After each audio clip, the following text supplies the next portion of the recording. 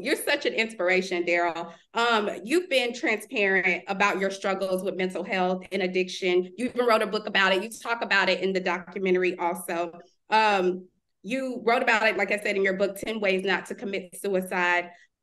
What tools can you give us, if you can, 3 tools or 2, whatever you have in your box that you can provide with us that will help us? Somebody may watch this and they're struggling and they look at you and you're an icon and a legend to them. What tools can you give us to help people to get back on track if they're struggling? Okay. First of all, if you're afraid, if you're scared, if you're confused, if you're weak, being vulnerable is not a weakness. It's actually a strength.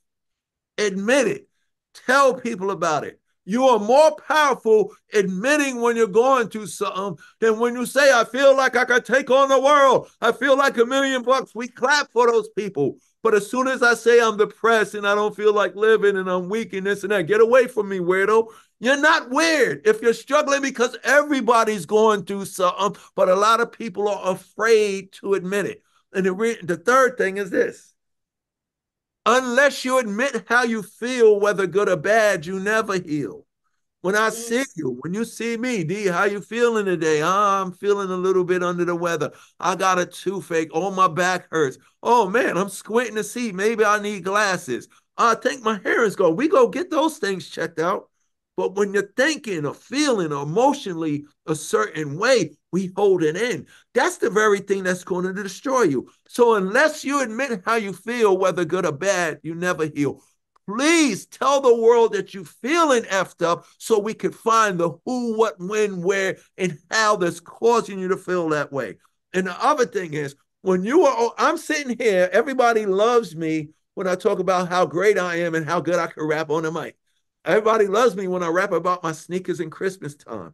I found out that I'm even more, 1,000,000 times powerful when I admit that I'm going through something. When people approach me, the thing that caused me to write the book is people would approach me and say, yo, D, why you ain't on Run's house? This is a true story too. Because I was never on it. They thought something was wrong with me and Run. No. The reason why I'm not on Run house, because I'm an alcoholic, suicidal, metaphysical, spiritual wreck who just got out of rehab and therapy. And I would say that. All the celebrity stuff would go out the door. 2 things would happen. They would say, D, and these are powerful words.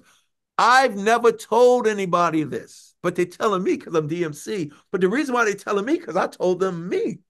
They want to see the mighty, indestructible king of rock that's invincible. But they ask me, yo, D, what's up with you? Where you been? I admit that I'm struggling. They go, I've never told anybody this, D. Me too. And then we'll sit there and talk, and they'll leave. They're going, you know what? I'm going to go get some help.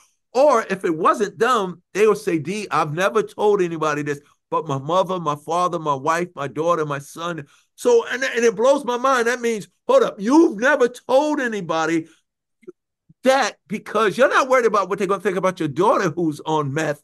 You're worried about what I'm going to think about you for having a daughter like that. So I realized, for me, this Run DMC thing was just a setup for what I was really put here to do. A lot of people, especially people in our Black communities, ain't keeping it real. So what does that lead to? That leads to harmful, destructive behavior that we claim is a powerful behavior. The person taking 80 shots at the party, we need to stop them on the 5th one and say, what's wrong with you?